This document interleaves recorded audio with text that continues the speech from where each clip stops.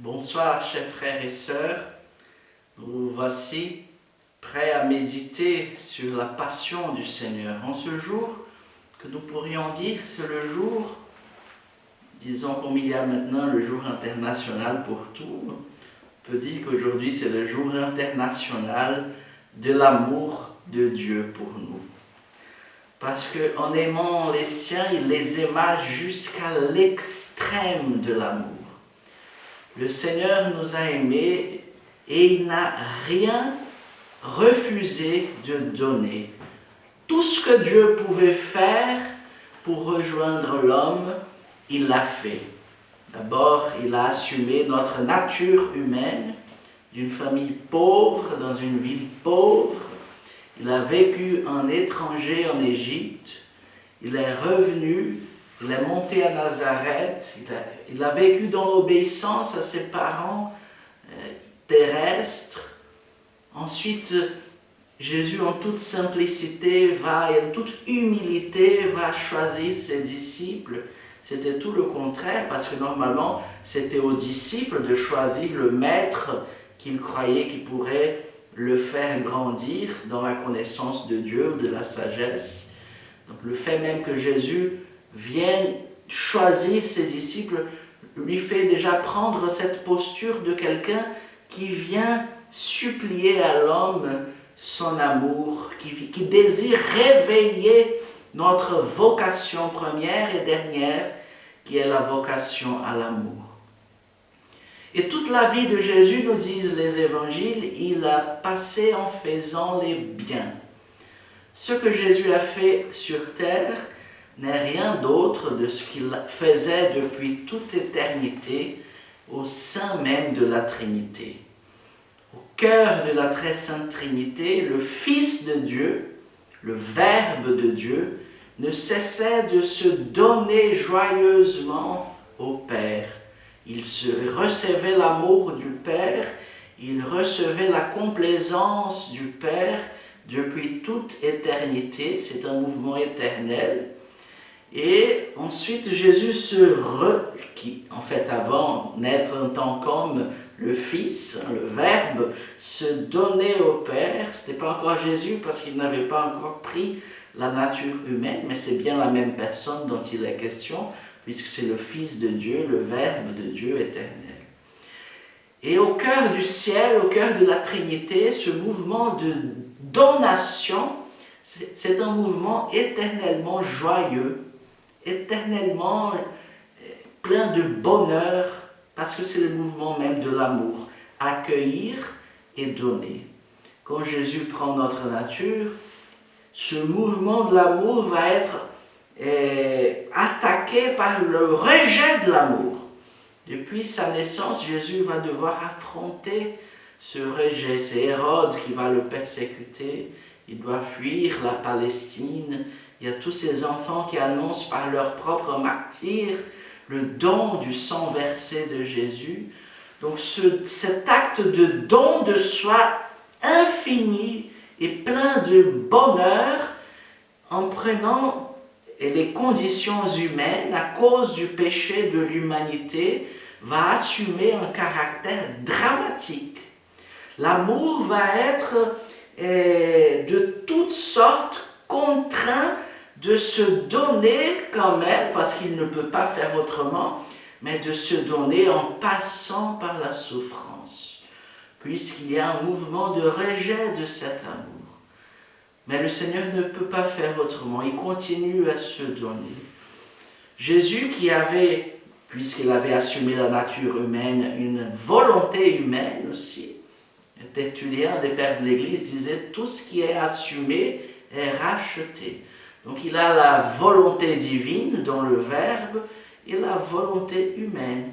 Et c'est cette volonté humaine de Jésus qui va lutter contre l'effroi, l'horreur face à tout ce qui venait, tout ce qui se préparait pour se lever contre lui. Jésus a effrayé au moment de l'agonie. Il n'a pas joué un rôle. Il a vraiment été effrayé. Il a eu besoin, humainement parlant, de ses disciples pour qu'ils veillent à ses côtés. Jésus avait besoin de l'attention, de la présence. Il ne voulait pas être seul en ce moment-là. Et il souffre, il agonise pour donner son oui, pour être fidèle à lui-même et à son Père et à ce mystère d'amour éternel qui est l'amour de la Trinité. En fin de compte, le oui de Jésus, c'est être fidèle à ce qu'il a toujours fait vis-à-vis du Père. L'obéissance du Fils au Père, c'est une obéissance joyeuse, pleine de bonheur. C'est parce que pour nous, l'obéissance a toujours un caractère de... On est humain, donc c'est difficile, je vais faire quelque chose que je ne voulais pas, etc. Il faut essayer d'enlever cela de notre tête et tant au plus qu'on peut se mettre à la place de celui qui n'a pas de péché, qui est Dieu et qui obéissait le Père dans un mouvement de don, d'amour et de joie et de bonheur infini. C'est l'obéissance du Fils qui fait sa filiation, qui est le lien avec son Père. Il obéit joyeusement. Mais sur terre, cela a pris un caractère dramatique. Et il dit, Père, s'il est possible, fais passer loin de moi cette coupe. Et Origène va dire qu'il y avait deux façons de passer cette coupe. Soit il ne la buvait pas, et alors c'était à nous de la boire, et d'une façon stérile, parce qu'on n'aurait pas le pouvoir de nous sauver nous-mêmes. Soit la coupe passerait après l'avoir bu. Et alors Jésus a choisi cette manière-là. Il a bu cette coupe jusqu'à la lie. Il a bu cette destinée. Il a fait la sienne, cette destinée d'un criminel. Il a assumé la destinée réservée aux criminels, aux plus grands pécheurs. Et c'est à ce moment-là qu'en prenant le poison sur lui, il a détruit le poison de la mort. Saint Maxime, le confesseur, disait que le mystère de la croix, c'est comme un hameçon que Dieu avait mis, et le démon, comme un grand poisson, a pris en croyant qu'il allait dévorer le Fils de Dieu, mais il a été pris par ce hameçon et il a été tiré les os de la mort et il est mort tout simplement. Le mal a été trompé par le don de soi qu'a fait Jésus de lui-même. Lorsqu'on l'assume par amour, on détruit de l'intérieur toute puissance nuisible du mal. C'est ce que Jésus a fait. Il s'est donné jusqu'à la mort d'amour. Il a assumé. C'est très impressionnant.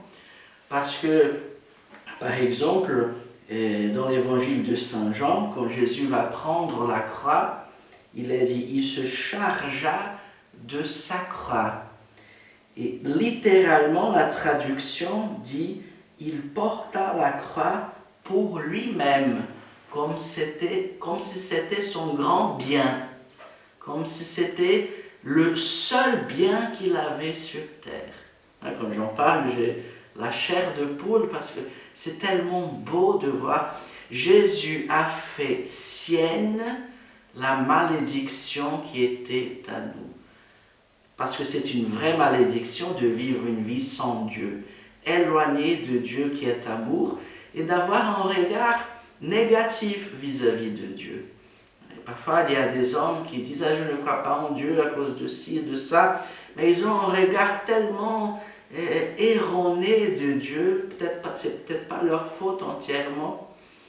Et c'est un des fruits du péché, de l'atmosphère de péché qui touche l'humanité entière, c'est de fausser l'image de Dieu pour nous. Quand on parle de Dieu, les hommes qui ne le connaissent pas, qui n'ont pas une intimité par la foi, par une vie de foi, n'ont pas une intimité avec le Seigneur, ils pensent tout de suite à quelqu'un qui va leur exiger de tas de postures, qui va leur enlever leur soi-disant liberté, quand en fait Dieu est notre liberté, parce qu'il est l'amour infini. Et c'est en vivant en lui que nous sommes nous-mêmes. Nous sommes fils dans le Fils. Et si Jésus a été fidèle au Père, bien sûr, tout d'abord, mais quelque part fidèle à lui-même en se donnant jusqu'à la mort, lorsque Dieu nous demande de faire sa volonté, nous sommes fils dans le Fils unique. Donc, la volonté de Dieu pour nous, même si parfois elle peut être difficile à assumer, parce que pour nous aussi c'est dramatique dès qu'on est en ce monde, puisqu'il y a des forces de péché en plus qui habitent notre corps, et que le Seigneur va nous purifier, mais qui nous habitent encore.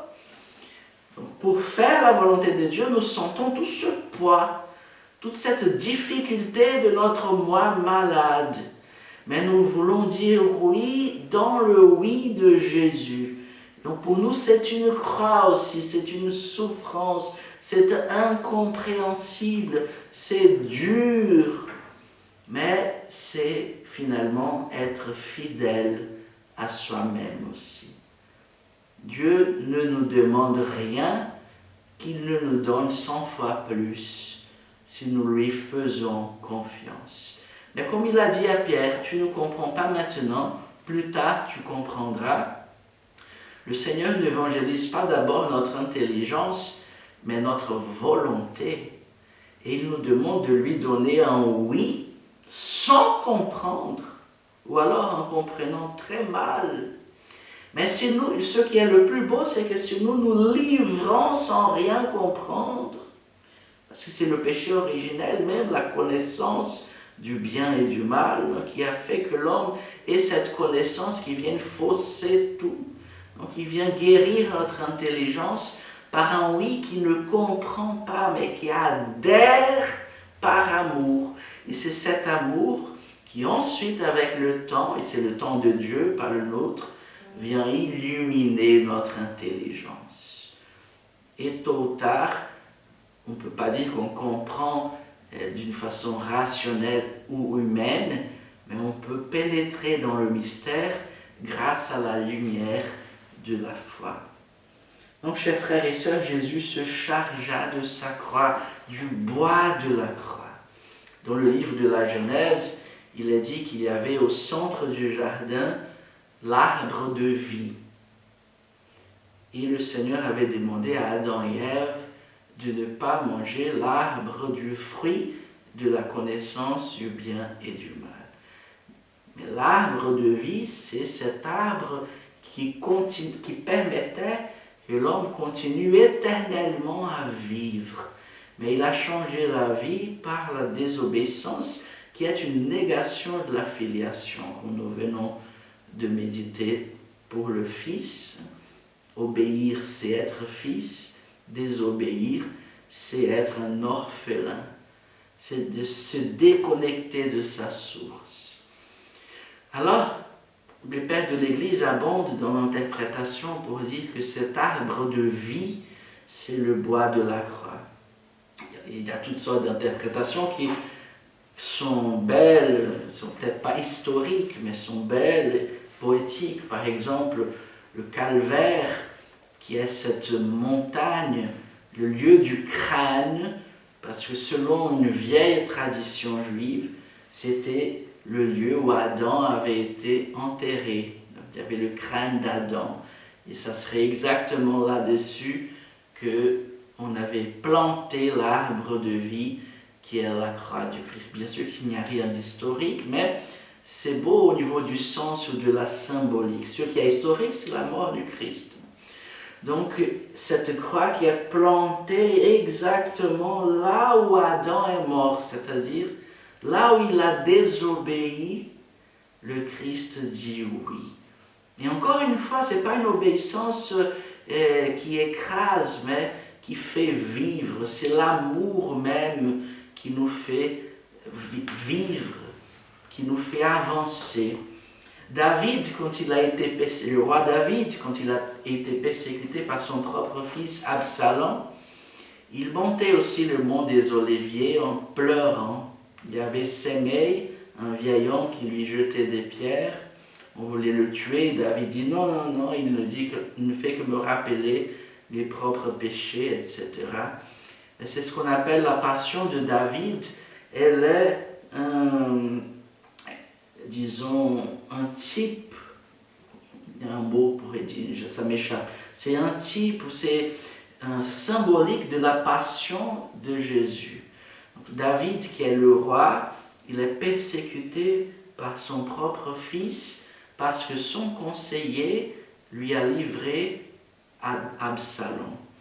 Jésus, qui est le fils de David, le nouveau roi, le roi éternel, a été livré par un de ses conseillers, Judas, un de ses apôtres, et il est persécuté. Jésus, qui est l'image même de Dieu, qui est Dieu fait chair, il est persécuté par sa créature, par l'humanité, par ses enfants.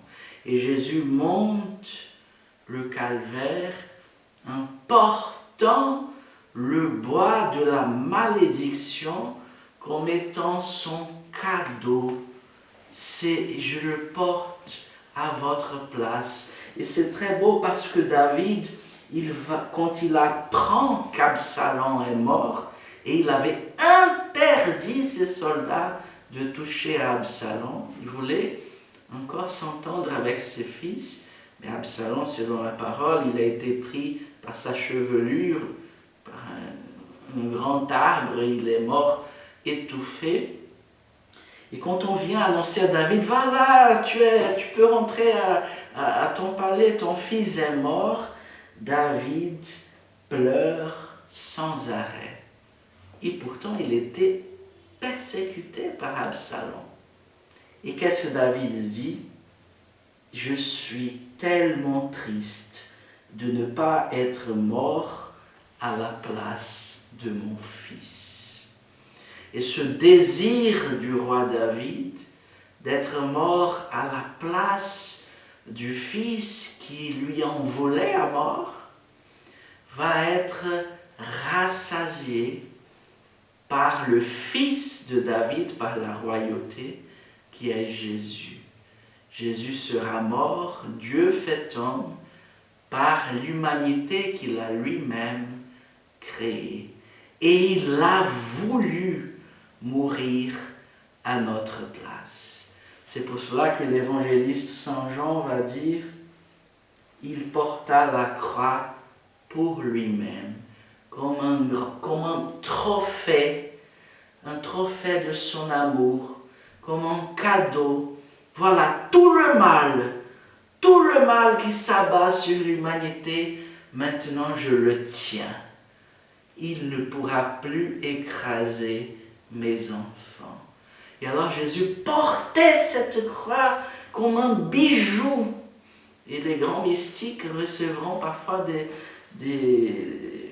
visions, des mariages spirituels avec le Seigneur leur offrant une épine ou une croix comme signe de ce mariage pour dire que s'unir à moi, c'est s'unir à cet amour qui veut mourir à la place de l'être aimé. Aujourd'hui, nous célébrons l'amour de Dieu qui a su créer sa propre mort. Dieu est mort non pas à la manière de Nietzsche, mais à la manière de Jésus-Christ. Dieu est mort d'amour pour que l'homme soit vivant de cet amour-là.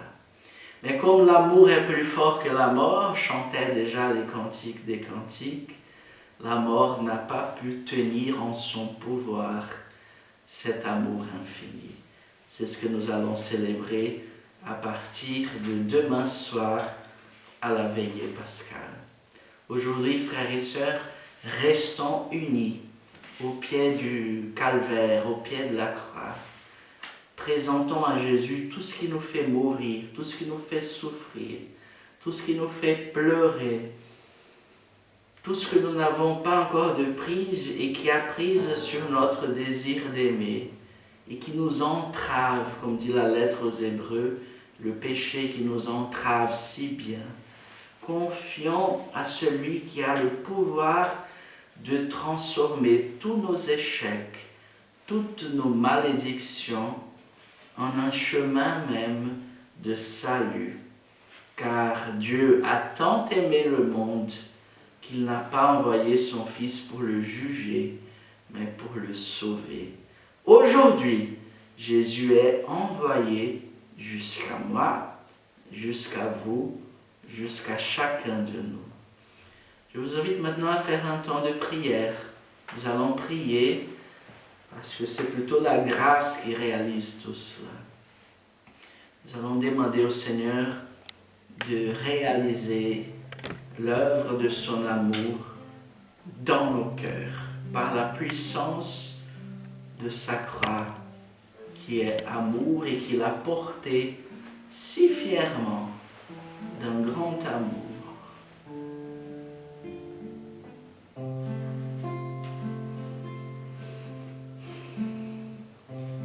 Si tu m'as choisi pour aimer,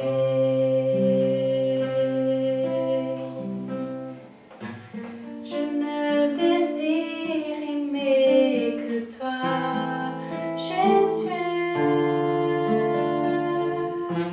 Si tu m'as choisi pour aimer, Seigneur, je désire de tout mon cœur aimer ta croix. Qu'il m'en coûte toute ma vie, le combat de chaque jour. Je te l'offre, cette blessure, cet amour.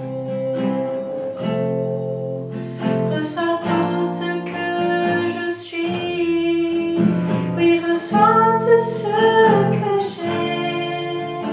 Je te donne, Seigneur, mon cœur tout entier.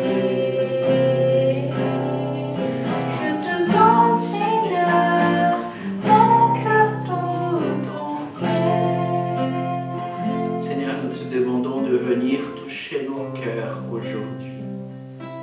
Tu as porté ta croix qui était la nôtre, car tu as voulu transformer tout ce qui nous fait honte, tous nos échecs, toutes nos erreurs, toutes nos trahisons, tous nos péchés. Tu as voulu transformer toute cette puissance de mort en un chemin de vie. C'est ton amour qui peut tout transformer, Seigneur. Nous voulons, Seigneur, nous unir à toi et à ta croix, non pas pour souffrir, non, mais pour aimer, pour apprendre à aimer. Aimer jusqu'au bout. Aimer, Seigneur, même si cela fait mal, comme disait Sainte Thérèse de Calcutta. Pour que ça soit de l'amour, il faut que cela fasse mal, dans le sens qu'il faut que cela entraîne notre chair, notre être tout entier. Viens nous combler de ton amour, Seigneur, en ce jour qui est le jour de l'amour de Dieu qui se révèle. Viens, Seigneur, ressusciter nos morts. Tout ce qui est mort en nous, tout ce qui est mort autour de nous. Père, au nom de Jésus, dans ton Esprit Saint, envoie sur nous une surabondance de l'amour de Dieu, car l'amour de Dieu est répandu dans nos cœurs par l'Esprit Saint qui nous est donné. Viens, Seigneur, nous décentrer de nous-mêmes. Viens nous faire regarder Jésus, notre divin époux, crucifié, qui nous regarde et qui nous fait vivre par son regard. Ce regard de Jésus qui a sauvé Pierre du désespoir, que tu le portes sur nous, Seigneur, aujourd'hui. C'est pour cela que nous chantons, que nous voulons monter sur cette croix par amour, Seigneur, et vivre en toi, avec toi et pour toi. Si tu m'as choisi pour aimer,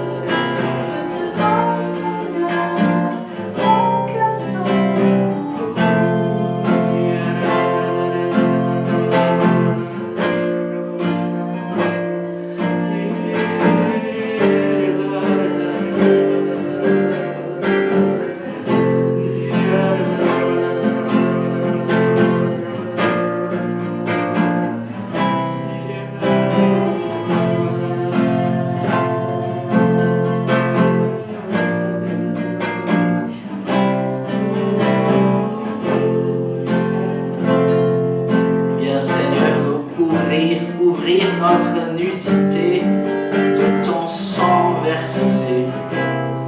Ce sang qui t'a couvert, toi qui étais tout nu sur la croix, ta dignité a été protégée par ton sang qui faisait comme un vêtement écarlate sur ton corps. Viens Seigneur nous couvrir de ce sang précieux.